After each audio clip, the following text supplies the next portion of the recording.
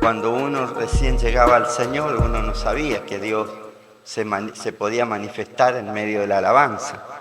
Entonces uno fue aprendiendo de cosas que no se me habían enseñado porque era muy nuevito, y después comenzaron a enseñarme, comenzaron a darme clases y enseñando la palabra de Dios, y fui aprendiendo que Dios habita en medio de la alabanza.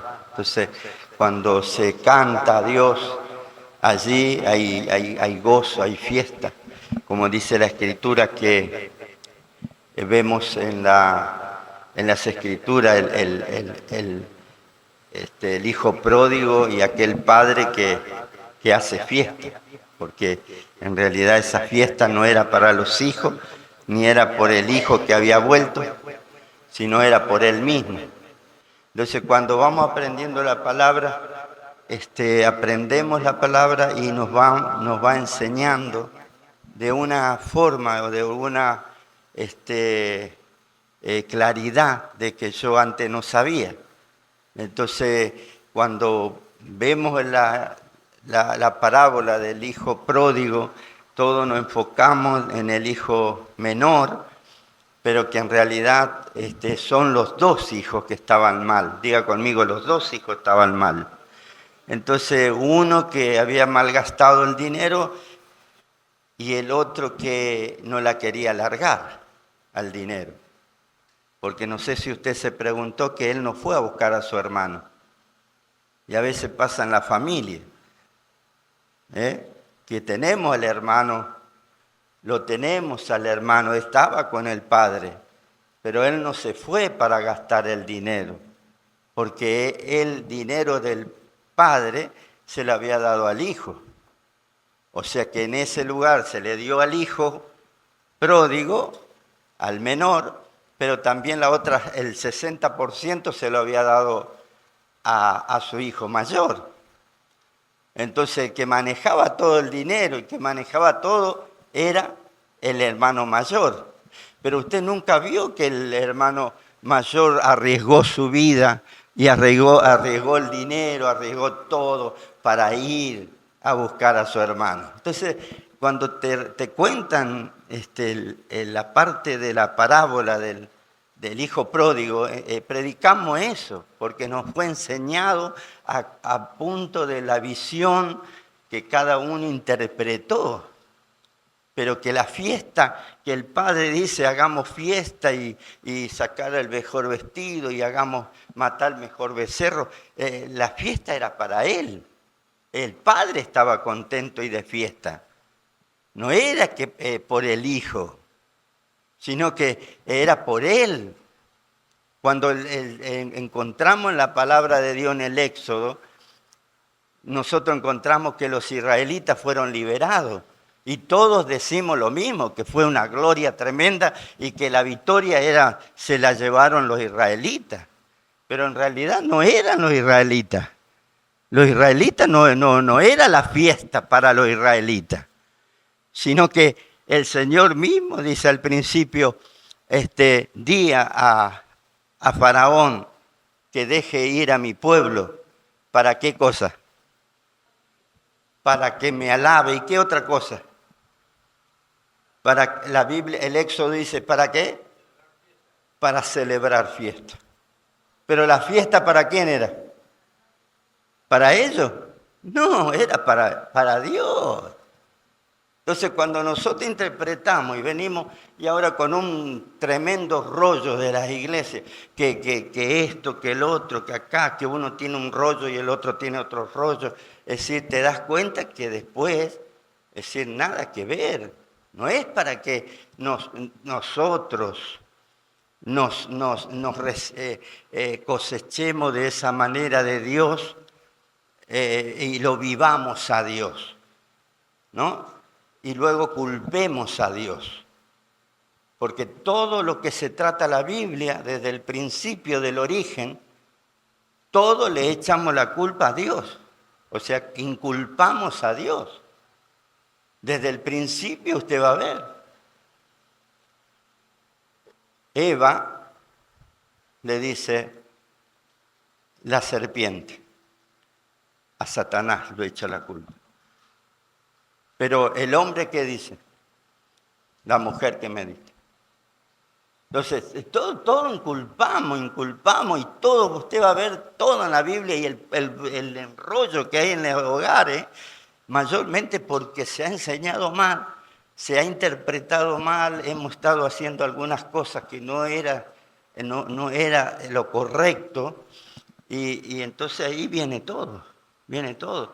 El apóstol Pablo en Colosenses, por ejemplo, dice en el capítulo 1, le habla a los colosenses, le dice siempre, capítulo 1:3, dice, siempre orando por vosotros.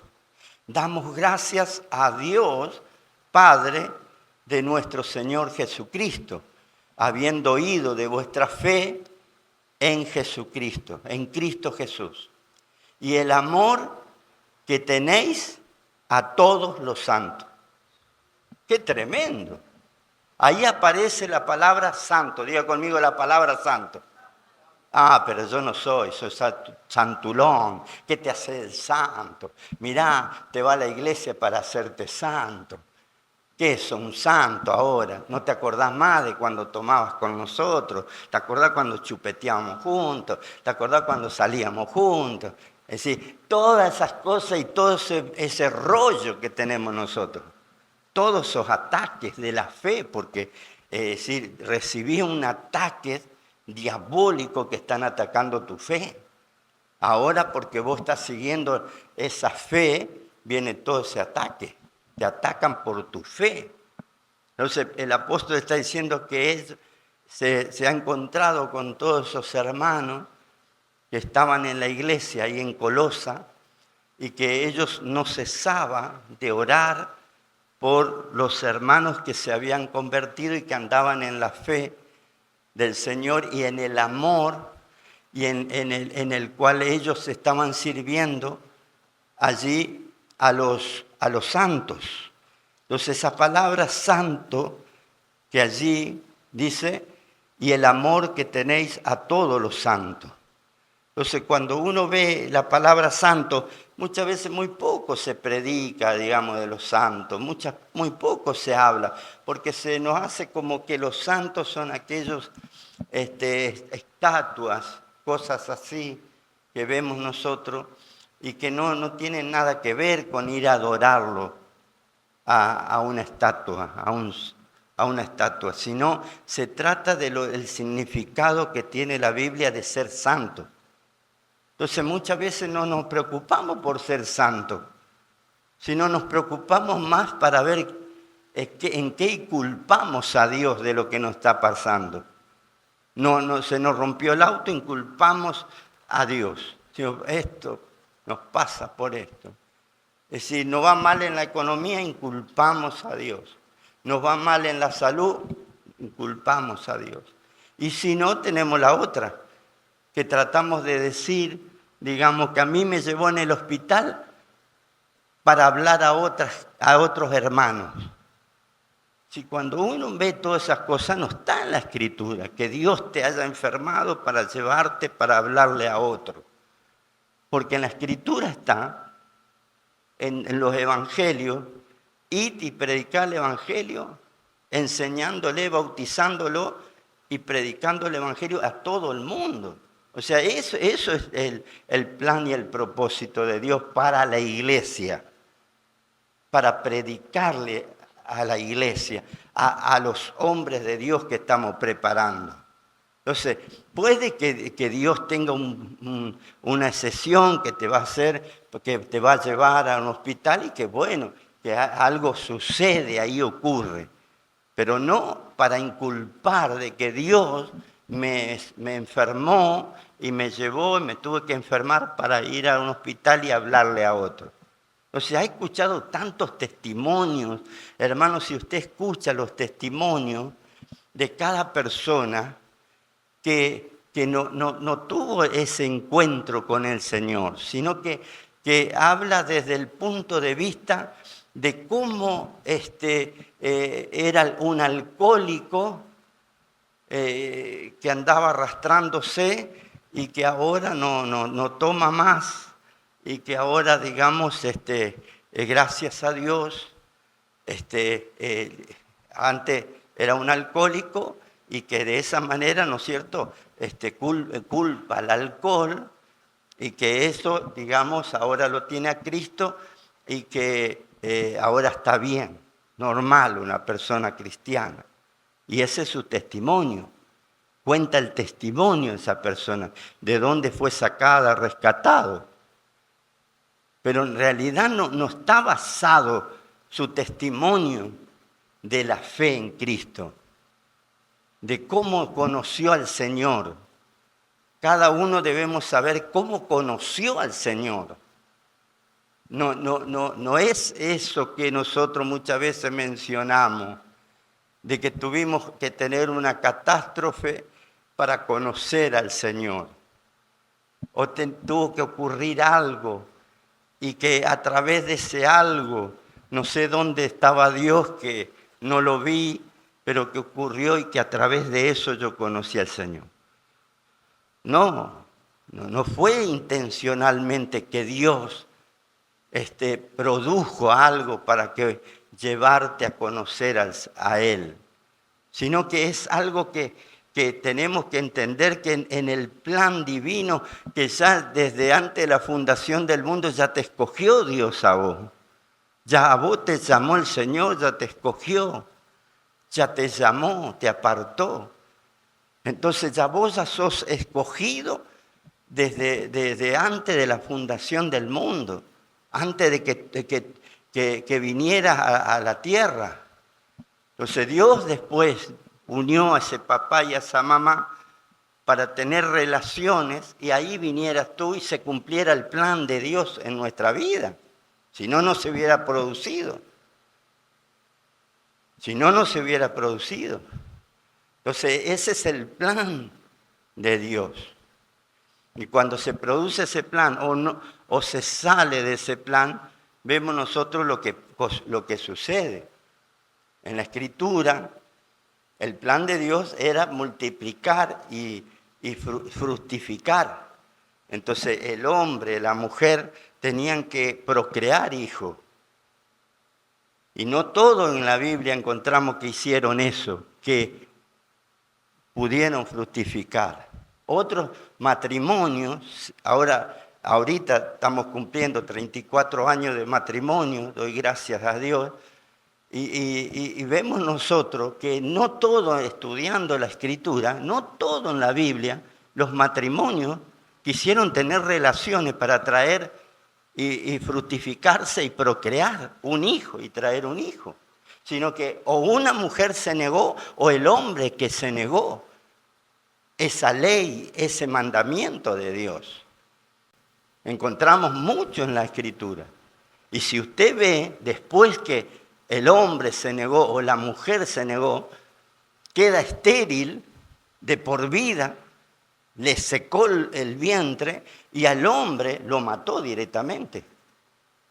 Porque el hombre se encontró que el hombre no quería tener relaciones con su esposa para no traer hijo al mundo. O sea, hay cosas que cuando nos salimos del plan de Dios, nos salimos de lo que el Señor propuso ante la fundación del mundo, ya estaba todo.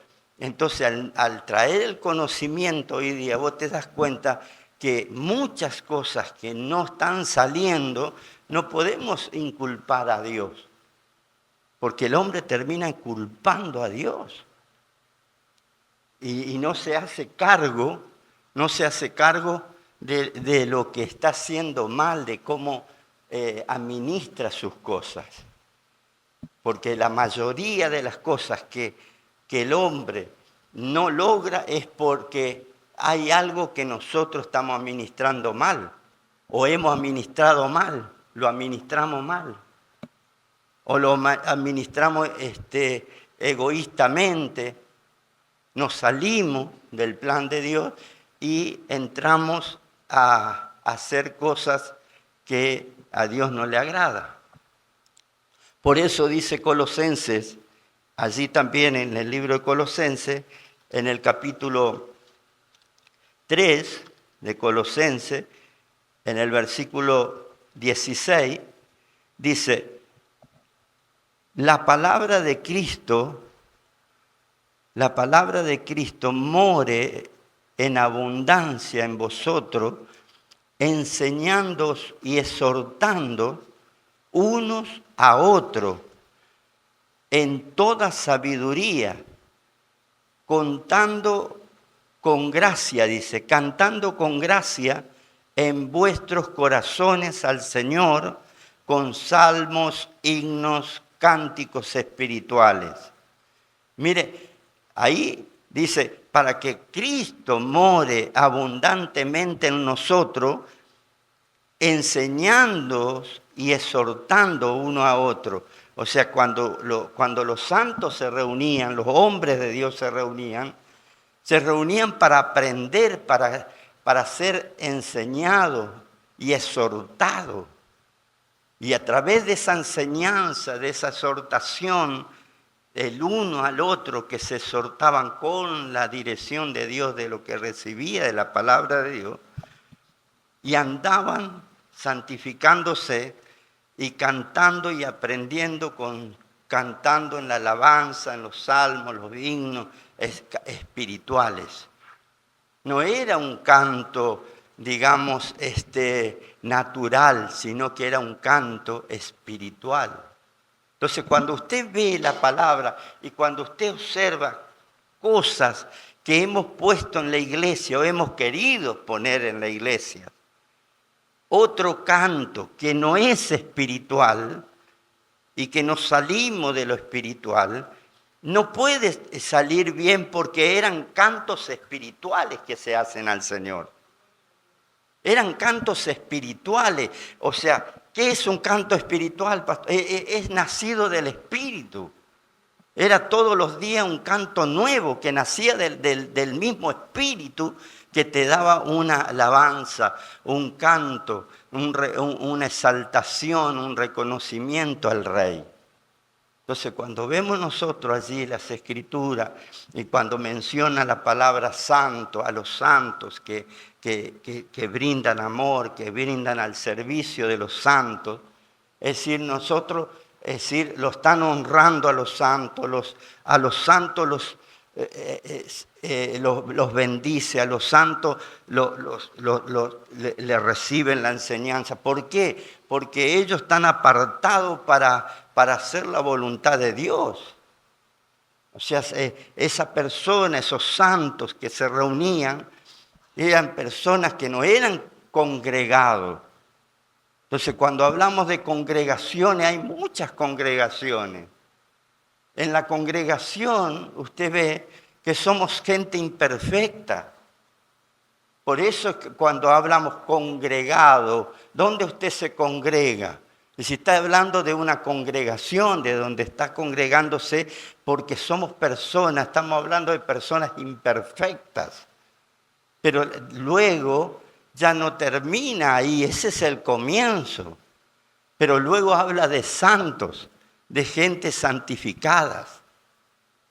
Entonces, en el principio, cuando uno ve que le dice, dame tu vida un año y vamos a ver si no va a cambiar. Porque no le está diciendo de mal, sino le está diciendo, te llevaré a lo espiritual, al ámbito espiritual. Entonces, te vamos a enseñar las cosas espirituales. No de nacido de un instituto bíblico, de una teología bíblica, de una escuela bíblica. No, eso es necesario, eso es importante. Conocer y no desconocer las Escrituras. Pero luego está de lo que el Espíritu te va enseñando, desde lo espiritual, de lo que del Espíritu nos va enseñando y vamos aprendiendo y vamos creciendo. O sea, ahí luego enseñamos, luego vamos enseñando. Por eso es importante que nosotros miremos la Escritura. Y lo que vemos al principio, un Génesis que nos habla a nosotros la Escritura, de un Génesis desde donde comienza todo y vemos todo lo que el Señor ha hecho y cómo hace al hombre, un hombre, un hombre que luego después de 5 días de crear toda una creación, después de 5 días Él crea todo un ecosistema, todo un sistema y un ecosistema de plantas, de peces, de toda la naturaleza creada, creando una atmósfera para que usted pueda, allí el hombre, ver al hombre del comienzo, pueda aspirar, expirar y aspirar, y respirar, inhalar y exhalar. Porque ¿qué era el hombre si no era creado solamente? El hombre anteriormente era solamente un pedazo de barro, de cuerpo, nada más. Entonces luego necesitaba el espíritu. Tenía alma, tenía cuerpo, pero no tenía el espíritu. Luego fue dado el espíritu, sopló aliento de vida sobre ese hombre. Entonces, ahí cuando vemos nosotros que el hombre fue creado en una atmósfera donde que Dios le creó, y nosotros hablamos tanto del Edén, el Edén y acá el Edén. ¿Por qué el Edén? Porque fue creado para el hombre, para nosotros. Era creado ese Edén y durante 5 días le dio. Y después creó al hombre cuando terminó acá, y esa atmósfera que le creó en el Edén, dijo, ahora está listo para poner al hombre y llevar al hombre a una atmósfera, diga conmigo, a una atmósfera pura, santa, a esa atmósfera donde está todo lo de Dios, donde aspira todo, respira todo, inhala. Entonces eso es dar y recibir, porque Dios te está dando y vos estás dando, recibís y das. Entonces, por eso de ahí nace la palabra y la raíz de mejor dar que recibir, porque estás recibiendo del aire y estás dando, devolviendo. Entonces, cuando uno ve todo esa preparación de Dios en el Edén, allí vos vas a ir entendiendo del proceso, por qué muchas veces encontramos hoy día que las personas son llevadas, mayormente los presos, los llevan cautivos, los meten a una cárcel y no es el ámbito de que esa persona pueda reformarse, no es el ámbito donde esa persona la ponen a esa persona, que esa persona pueda salir mejor. Porque el hombre no fue creado para vivir en ese ámbito, en ese ambiente. El hombre fue puesto en el Edén con un plan divino para que respire ese ambiente de relacionarse con Dios, donde había paz, donde había armonía, donde había fe, donde había esperanza, donde tenía todo esa atmósfera. Entonces, cuando hoy vemos nosotros que quiere rescatar o solucionar a un delincuente que delinca, llevarlo a esos lugares jamás, porque no son ambientes para el hombre, no es un ambiente para el hombre. Algunos salen por la fe, salen y luego cambian de vida, pero cambian porque hay alguien en la familia que lo ayuda, que lo lleva a ese ambiente, encuentra en ese hogar y tiene un buen ambiente. Entonces, depende mucho del ambiente en el que nosotros vamos viviendo. Y crear, nosotros hablamos hace muchos años atrás, hablábamos de hacer un ambiente. A los discípulos le enseñábamos, creamos un ambiente espiritual. ¿Por qué crear un ambiente espiritual? Porque ese ambiente no lo podemos inventar nosotros, sino que ya lo traemos de casa. Ya hemos orado en familia, nos hemos arrepentido, pedimos perdón, estamos espiritualmente viviendo la palabra viviente. No es que estamos hablando de palabra. Entonces la iglesia se ha llenado de tantas congregaciones que solamente lo que estuvo haciendo es llenarse de palabra. Entonces se conoce el Evangelio, pero de palabra. Pero la palabra, que en el principio fue, nos habla de que era Cristo el Verbo. Y el Verbo dejó de ser esa palabra, sino que fue encarnada en nosotros. Y hasta que esa palabra que dice el apóstol no sea encarnada en nosotros, es algo viviente. No queda solo como una palabra que yo tiro esta noche y largo un conocimiento, pero quedaría como palabra hasta que llega uno a hacerla propia, a encarnarla, a hacerla uno a la palabra. Y esa palabra se encarna y se hace propia en nosotros y se hace viva. Y entonces no es como quedar en el aire, sino que la practicamos. La llevamos y la enseñamos, la llevamos y lo hacemos, lo llevamos y lo aplicamos, ¿no? Lo aplicamos, día a día lo vamos aplicando. Entonces cuando vemos nosotros en la Escritura que nos habla de Padre, Hijo y Espíritu, nos habla de cuerpo, alma y espíritu, nos habla de tres. Nos habla de tres. Somos un hombre tripartista, cuerpo, alma y espíritu. Espíritu, cuerpo, alma y cuerpo. Entonces, ahí cuando la creación misma del hombre, vemos nosotros que lo hizo tripartista, pero ¿cuál es lo más importante de lo que Dios se destaca en nosotros? Es en el espíritu. En el espíritu.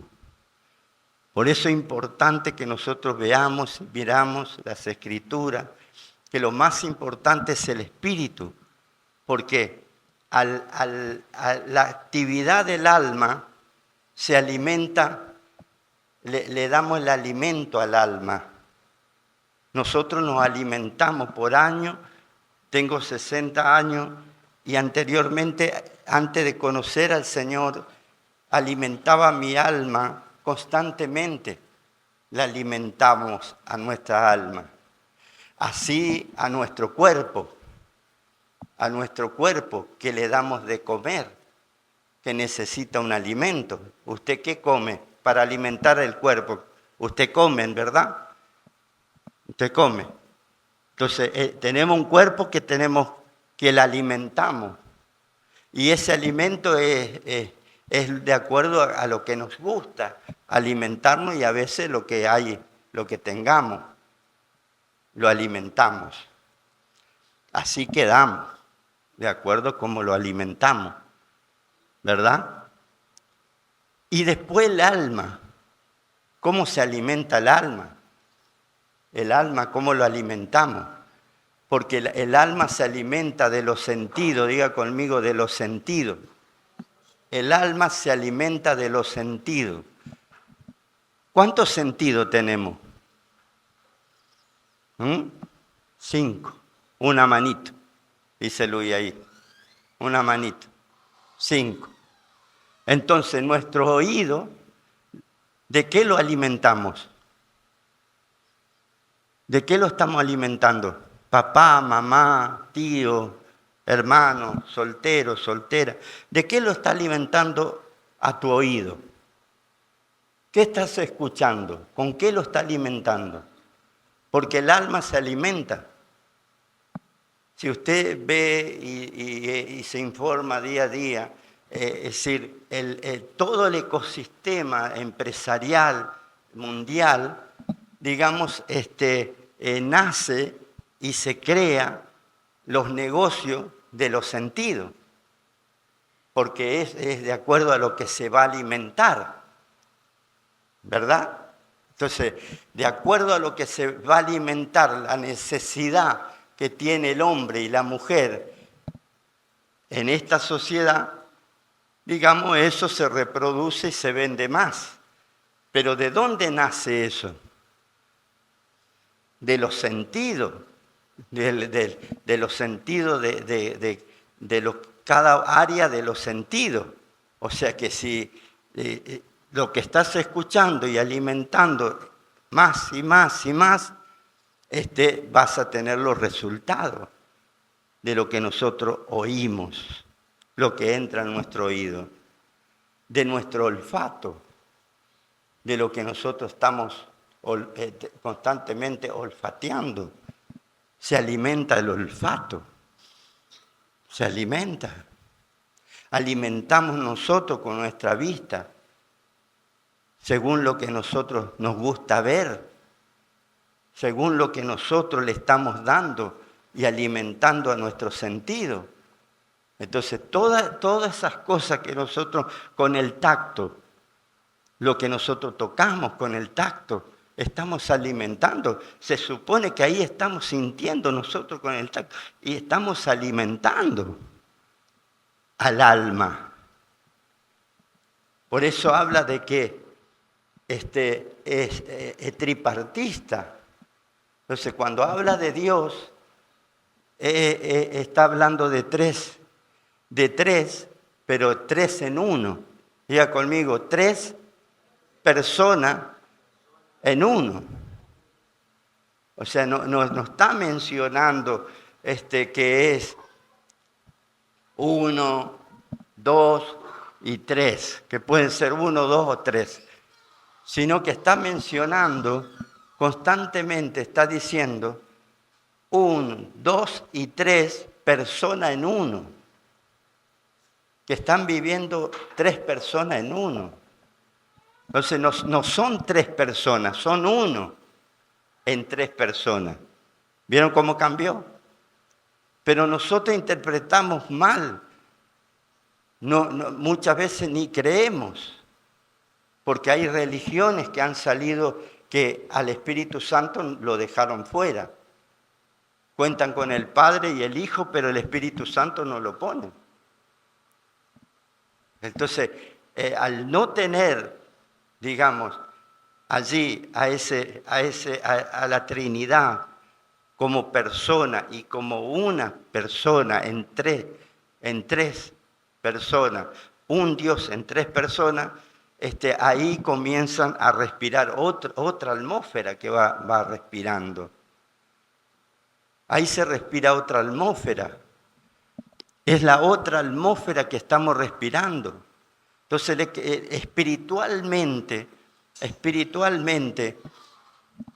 es lo que realmente Dios quiere, que es lo que estamos respirando nosotros, qué es lo que estamos oyendo nosotros, qué es lo que estamos dando y recibiendo de Dios, del Espíritu, cuando hablamos del origen de lo que el Señor ha creado para nosotros, una atmósfera. Esa atmósfera es la que Dios estamos que enfatizar y recibir del Espíritu de Dios.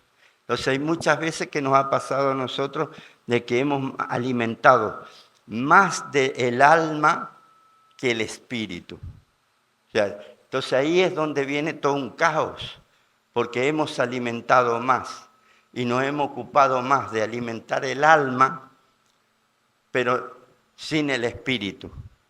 No hemos alimentado al espíritu, hemos alimentado más al alma, y es ahí donde viene Dios para poder subsanar y bendecir, susanar y bendecir nuestras vidas para que seamos llevado al espíritu, alimentar el espíritu y no el alma. Entonces, eso es lo que vemos nosotros, esta primer parte que me gustaría continuar para que usted pueda llegar a desplazarse con más dimensión en cuanto al cuerpo, el alma y el espíritu, y en lo que Dios, el Señor lo creó a Adán y a Eva y lo puso en ese jardín donde en una atmósfera que anteriormente no lo creó antes, sino después de crear esa atmósfera, una atmósfera respirando a lo espiritual, no alimentando al alma, digamos. Entonces es un grave problema, es un grave problema que está teniendo la iglesia. Por eso cuando entra Jesús y entra a todos los lugares de iglesia, todo donde Él predicaba, Él se da cuenta con quién se reunía, con quién estaba, con quiénes le seguían. Y llegó un momento que a los fariseos, fariseos hipócritas, les llama hipócrita, les llamó hipócrita. Y ahí comienza todo un evangelio más confrontativo, más fuerte, porque se había llenado la iglesia de Cristo, tenía que ser de Cristo, pero se llenó de hipócrita la iglesia. Entonces, la iglesia hablaba de palabra, pero no de hechos. No vivía el cristiano, no vivía lo que decía. No estaba viviendo lo que él decía. Entonces, no era una iglesia de hechos. Por eso luego viene Hechos de los Apóstoles, que era una iglesia de hechos, pero que luego fue creciendo esa iglesia hasta llegar al punto donde vemos en Efeso que la iglesia comenzó a crecer más, porque hasta Hechos de los Apóstoles creció, pero luego se estancó la iglesia. Pero luego vemos en Efeso, donde el apóstol Pablo, que él cede allí los conocimientos, se reúnen nuevamente y allí comienza a crecer la iglesia, donde el evangelio llega aún más allá de lo que ellos estaban esperando y comienza a crecer más el evangelio en el libro de Efesios. Entonces vemos nosotros todo lo que vemos luego en las Escrituras, en la carta de Juan, de todo lo que habla Juan. Pero cuando llega al Apocalipsis, usted aprende allí del Apocalipsis, de que ya en el Apocalipsis ya no existe el nombre de pastor, pastora, no llega. Usted ya no va a encontrar más en la Escritura, allí en el Apocalipsis, porque no, por más que usted lo busque, no lo va a encontrar más, sino que ya habla de ángel, de ángeles. O sea, ya habla que cada persona ya son ángeles. Pastor es ángel. Ya no hay más en el Apocalipsis. Por eso cuando hay personas que me dicen, pastor, dígame qué significado tiene la bestia y los 7 cuernos y el Armagedón y la bestia, el anticristo. Yo primeramente digo, pero tenés que entender primeramente el significado del Apocalipsis, cómo llega, porque de quién llega, de un hombre que estuvo con Dios. Juan estuvo con Dios. ¿Dónde? Estando preso en la isla de Pasmo. Fue arrebatado al cielo y descendió y luego transmitió y pudo transmitir todo lo que le mostró el Señor, todo lo que el Señor le mostró, cómo era el diseño de Dios y de su iglesia. Entonces, ¿cómo vamos a ver a la iglesia? No es como nosotros mayormente queremos diseñar, de un diseño nuestro, personalizado, sino conforme al diseño de Dios, que ya Dios lo creó a eso. Entonces, predicamos lo que no tenemos el conocimiento, sino desde el conocimiento que nos han dado a nosotros. Y nosotros hablamos de lo que nos han enseñado y bueno, repetimos eso, pero no aprendió más, no fue más allá. Por eso cuando hablamos de Timoteo, un joven que estaba liderando la iglesia, pero cuando después luego usted ve la carta de Pablo a Timoteo, le está hablando a Timoteo, a su hijo Timoteo espiritualmente, para que ahora era un llamado que tenía Timoteo y que ya no era más el mismo llamado que tuvo anteriormente, que ahora era llamado para que dejara esa congregación carnal, una congregación llena de personas allí, de personas que estaban todas caprichosas, que le hacían la vida imposible a Timoteo. Pero cuando llega Pablo, usted lea la escritura de Pablo a Timoteo y le da las nuevas instrucciones ahora. La nueva instrucción y le dice, ahora vas a ser trasladado y vas a pasar de esa iglesia, de ese lugar congregacional, vas a pasar a una iglesia, a la iglesia. Donde están la iglesia no son todos, la iglesia es donde están los santos, hermano, los santificados. Los otros son congregaciones, estamos congregados. Nos congregamos en la iglesia del pastor Fabián, pero no es la iglesia del pastor Fabián, es la iglesia de Cristo. Pero nosotros decimos eso.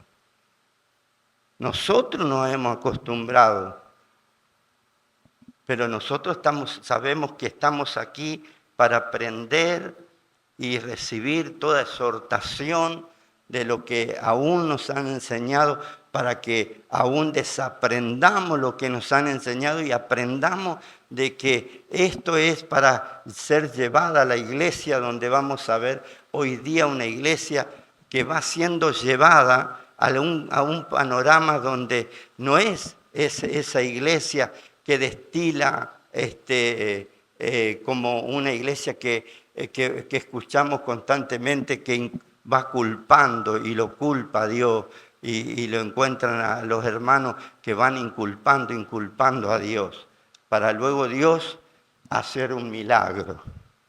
No, ni lo fuerce a Dios para que Dios haga un milagro. No, porque no hemos entendido nada, que nosotros lo único que al conocer al Señor somos personas que tenemos que ser personas llenas de gratitud.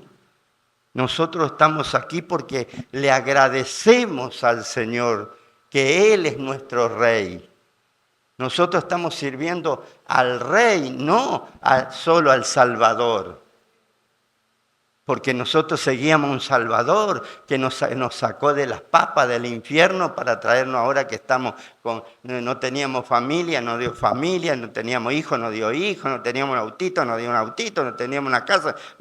Todo es el Salvador que nos perdonó a nosotros. Pero nosotros ya tenemos que avanzar. Y ahora servir a un reconocimiento del Rey. Cuando hablamos de Rey significa que dé tú allí al Señor totalmente tu vida entera a su gobierno. Porque si hablamos de Rey hay un gobierno. Y que ese gobierno es el que estás tú, y en el cual tú tienes que postrarte y reconocer a ese Rey por arriba de todas las cosas, porque ya quien gobierna tu vida es ese Rey que tú vienes a adorarle. Pero que nosotros como iglesia, no todos tienen ese concepto, sino que tiene otro concepto de lo que es la iglesia. De venir personas que van a venir solamente para que le ore por un milagro, para que Dios le solucione cuando las papas quemen, como usar a Dios como bombero, todas esas cosas, pero no tiene el concepto de lo que es. Si usted le pregunta a alguien, ¿qué es la iglesia para vos?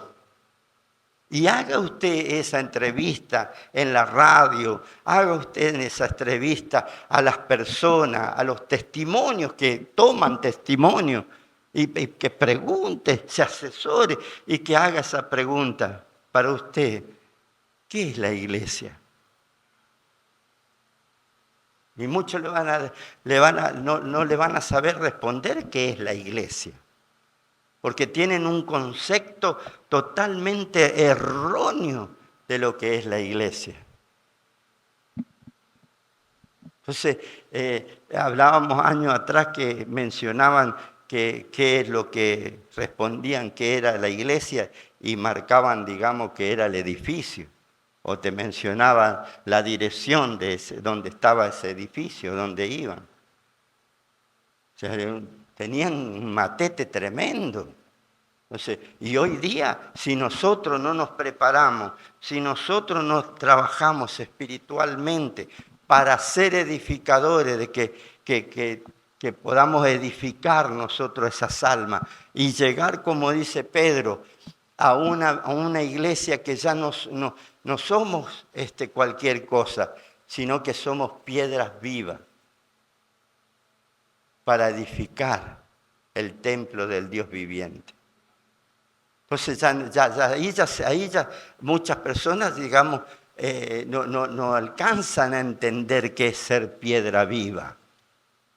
Una iglesia, formar parte de esa iglesia, siendo nosotros piedras del Dios viviente, la iglesia del Dios viviente. Decía, hay veces que te encontrás nombres por todos lados y vos encontrás escrito iglesia del Dios viviente. Nada que ver, tiene nombre nomás. Pero si la persona supiese, ese pastor, ese líder, qué significa en la Escritura ser la iglesia del Dios viviente, ahí te va a encontrar hacia donde estamos yendo nosotros, a la iglesia del Dios viviente, donde habitan los santos, no los congregados. Porque el congregado un día está acá y el otro día salta para allá y el otro salta para allá y el otro... Es decir, congregado, esas personas son congregadas.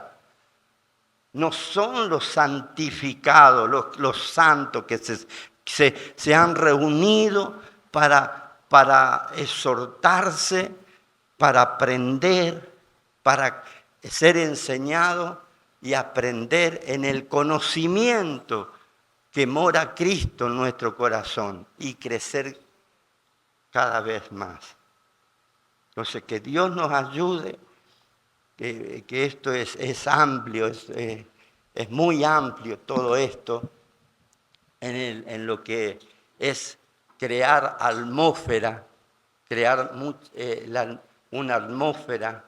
Hay pastores que nos enseñaban cuando íbamos a hacer campaña, que creemos en la carpa de Anacondes, teníamos que crear una atmósfera de oración. ¿Cómo vamos a crear una atmósfera si en un lugar donde no se ora?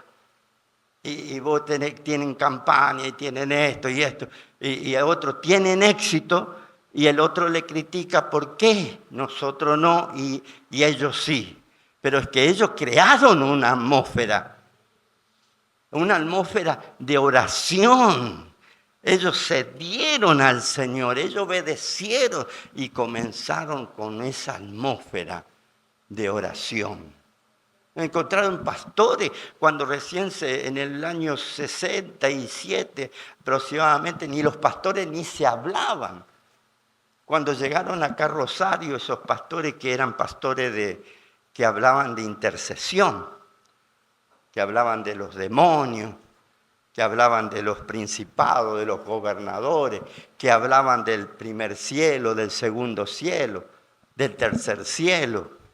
Y empezaron a enseñar a las congregaciones y a reunir los pastores. Pero ¿qué se encontraron primero? Que los pastores estaban todos peleados. Entonces era una razón por lo que no se ganaban las almas. Porque todos los pastores estaban de Rosario, se pelearon todos. Entonces lo primero que tuvieron que hacer era reunir a todos esos pastores y ponerlo a orar, y reunirse a orar. Y luego que el Espíritu dio una palabra, se comenzaron a liberar. Los pastores se comenzaron a perdonar. Había oración poderosa allí en medio de todos esos pastores. Y luego se comenzaron a comunicar uno con el otro. Y luego se empezaron a perdonar. Había heridas, había cosas tremendas que habían sucedido entre los pastores, entre las congregaciones. Entonces no se podían perdonar. Entonces el diablo había acaparado todo eso. El diablo se tomó su tiempo y control de ese lugar. Como príncipe estaba ahí y no se convertían la gente. Había ciudades donde no había tanta cantidad de almas, no se multiplicaba las almas. Entonces el pastor también llegó luego por visión de Dios, dijo, bueno, vamos a llegar a compartir los púlpitos. Entonces hacía que compartiera, el pastor le prestaba el púlpito a aquel que era su enemigo, archienemigo, se prestasen los púlpitos, hacían intercambio de púlpitos. Entonces así se comenzaban a deshacer las obras del diablo y a unirse con amistades. No llegaban al lugar y no había liberación, no había nada. Y había lugares donde le tenían miedo al diablo. Al diablo le tenían, la iglesia le tenían miedo al diablo. Incluso hay iglesias que le tenían respeto al diablo, que no hablaba del diablo y encontraba al pastor que en la misma iglesia no se mencionaba al diablo porque le tenían miedo. Y le hacían callar al pastor porque decía, acá no se menciona ese nombre. Entonces, por falta de conocimiento, porque si ya el Señor lo venció a Satanás. ¿Cuántos saben que el Señor lo venció? Acá vamos a entrar. ¿Cuántos saben que el Señor lo venció a Satanás? Entonces, no, pero acá no se menciona el nombre de Satanás. Entonces tuvo que hacer tremenda liberación desde Rosario, acá en San Nicolás, donde estaba este hombre famoso, curandero, que Perón vino a visitarlo. No sé si usted lo busca, lo googlea, va a encontrar. El presidente Perón vino hasta ahí, hasta San Nicolás, porque era famoso este curandero y que había tomado todo con el curanderismo, San la Muerte, todo. Así que era imposible que los pastores pudieran hacer algo. Entonces nosotros no podemos con nuestra fuerza, porque son nuestra guerra y nuestra lucha y todo lo que nosotros querramos hacer, tenemos que ver que es espiritualmente nuestra lucha. Y si nosotros estamos evitando esa exhortación o para que no se enoje, para que yo estoy en desacuerdo, tenemos que leer la Escritura para ver lo mínimo que podamos estar en acuerdo. Lo mínimo poder estar de acuerdo en la fe, de que nos reunamos y el domingo esto haga así, pero no es por la alabanza solo, por la prédica, no, por el espíritu de unidad y de conocimiento en la palabra, de lo que estamos unidos. Y donde el diablo sabe que es donde no hay unidad, no estoy de acuerdo. Entonces vos podés predicar la fe, pero estoy dudando, no estoy de acuerdo. Si yo no creo en la sanidad, oro por los enfermos.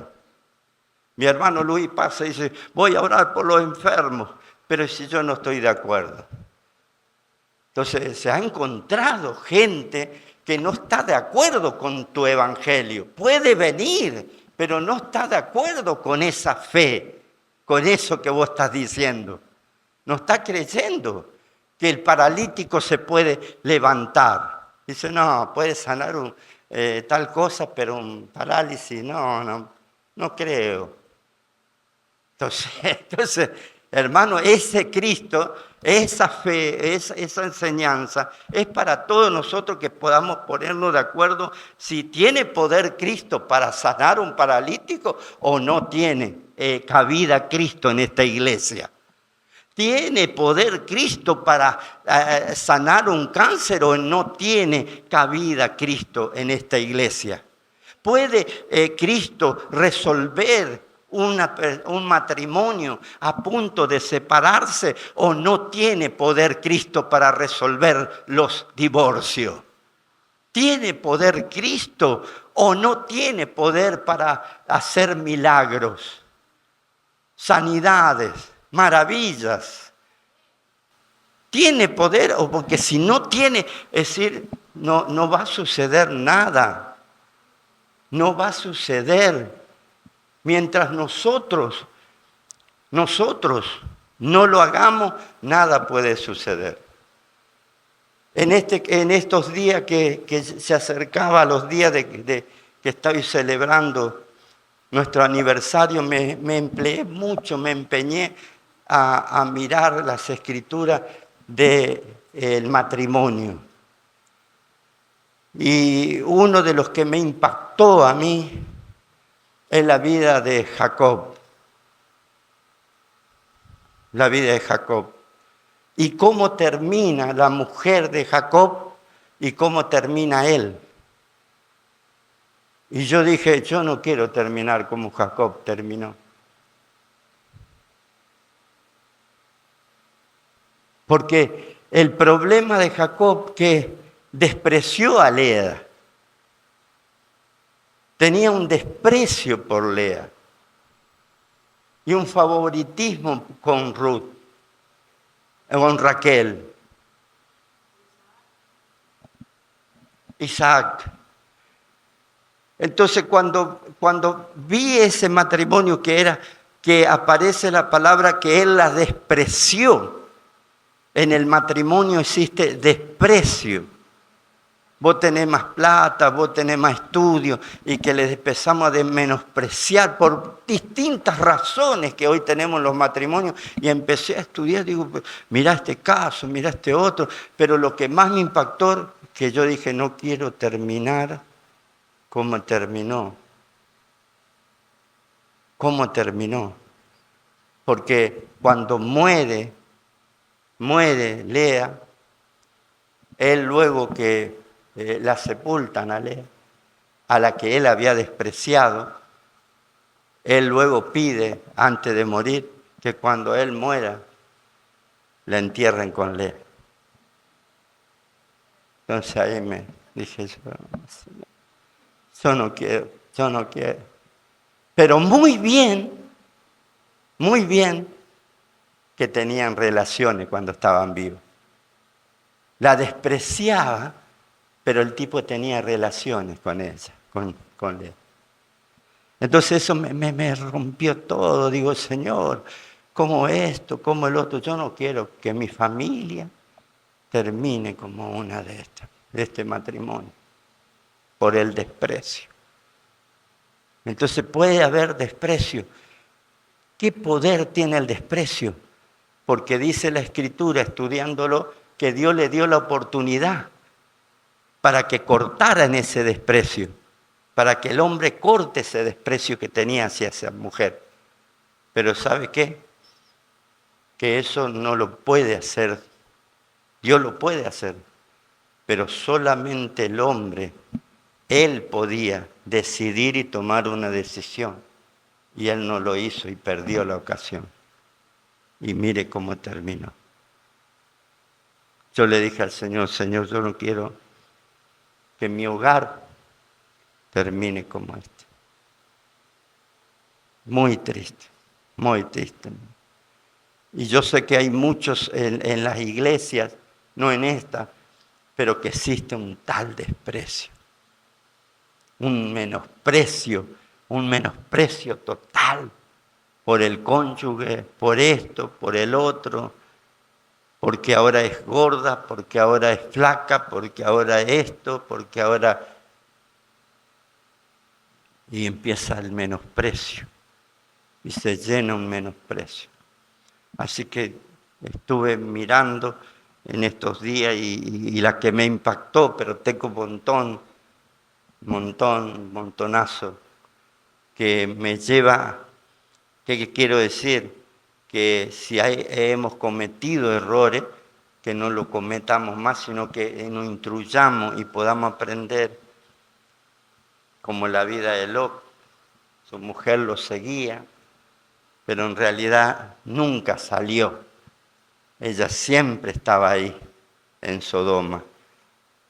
Ella, aunque caminó a su lado, pero ella no estaba al lado de su esposo. Ella estaba a donde ella giró la mirada, donde le dijo el Señor que no mire hacia atrás. No sé, todas esas enseñanzas y esas cosas, uno lo va aprendiendo y dice, Señor, oh Señor, de lo que me libraste, o Señor, todavía estoy a tiempo para restaurar esto, para que se restaure esto. Y el Señor me habla de que hay muchas cosas, la tiene el poder, no la tiene Él, sino la decisión la tiene el hombre. Uno tiene la decisión, Él no tiene la decisión. Él quiere hacerlo el bien, pero la decisión está en uno. La decisión está en uno. Así que, hermano, con esta palabra, con este consejo, esta enseñanza, le dejo a usted por todos los años que hemos estado santificándonos, tratando de buscar del Señor, tratando de reunirnos, pero solamente con un fin, de a reconocer al Rey, reconocer a ese gobierno que nos gobierna a nosotros y que nos pueda seguir gobernando y nos pueda seguir llevándonos a la plenitud hacia donde Él quiere. Amén. En el nombre de Jesús. Dios los bendiga.